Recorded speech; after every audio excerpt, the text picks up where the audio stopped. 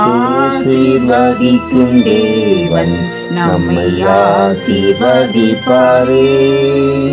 துதி ஸ்தோத்திரம் இயேசுநாதா, துதி உமக்கே என்றுமே. இன்று ஒரு வசனம்.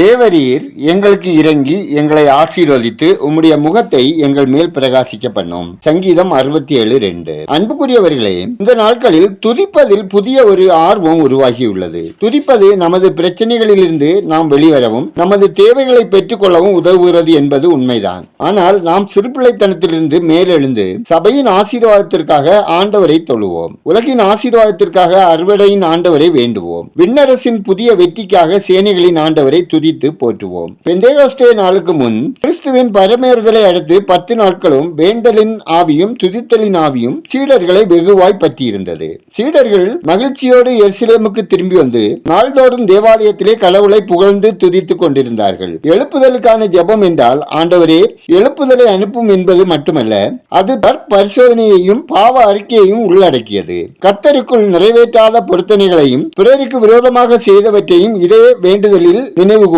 வேண்டும். எவ்வளவுக்கு அதிகமாய் எழுப்புதலுக்காக ஜெபிக்கிறோமோ அவ்வளவுக்கு அதிகமாய் எழுப்புதலை வாஞ்சிப்போம். எவ்வளவுக்கு அதிகமாய் எழுப்புதலை வாஞ்சிக்கிறோமோ அவ்வளவுக்கு அதிகமாய் எழுப்புதலுக்காக ஜெபிப்போம். இன்று எழுப்புதல் இல்லாததற்கு ஒரே முக்கிய காரணம் எழுப்புதல் இல்லாமல் வாழ நாம் கற்றுக்கொண்டதே. நாம் ஜெபிப்போம். எங்களை நேசிக்கிற நல்ல ஆண்டவரே, ஆசீர்வதிக்கப்பட்டதான இந்த நாளுக்காக, இந்த நாளின் வசனத்துக்காக நன்றி சொல்கிறோம். ஆண்டவரே, இந்த நாளில் உம்முடைய ஆசீர்வாதங்களை பெறுவதற்காக எங்கள் இருதயங்களையும் வாழ்க்கையையும் உம்முடைய சமூகத்தில் அர்ப்பணித்து ஜெபிக்கிறோம். இந்த நாளில் எங்களுக்கான ஆவிக்குரிய ஆசீர்வாதங்களையும் அவைகளை பெற்று அனுபவிக்கும் மனநலத்தையும் சரீர ஆரோக்கியத்தையும் எங்கள் குடும்ப உறவுகளில் அன்பான இணக்கத்தையும் பொருளாதாரத்தில் நிறைவான நலமான பலன்களை அனுபவிக்கவும் உங்க கிருபை தர வேண்டுமா ஜெபிக்கிறோம். அப்பா, உம்முடைய ஆசீர்வாதங்களை முழுமையாக நாங்கள் பெற்று அனுபவிக்கும் விதத்தில் தகுதியுள்ள பாத்திரங்களாக எங்களை வணவீராக. ஆண்டவரே, உம்மிடமிருந்து பெற்ற ஆசீர்வாதங்களை மற்றவர்களுக்கு பகிர்ந்து கொடுக்கும் விதத்தில் எங்களை பயன்படுத்துங்க.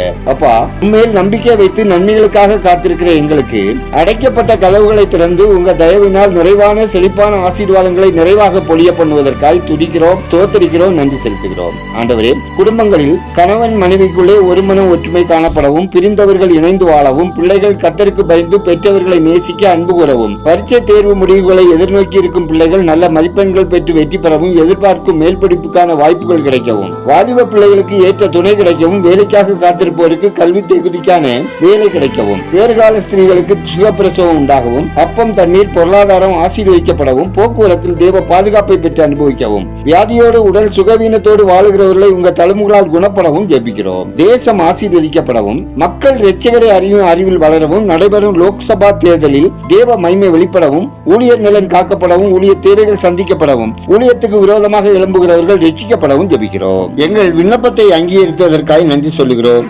துதிகரமையுமே உமக்கே செலுத்துகிறோம். இயேசுவின் நாமத்தில் ஜெபிக்கிறோம் எங்கள் ஜெபங்களும் நல்ல பிதாவே, ஆமென்.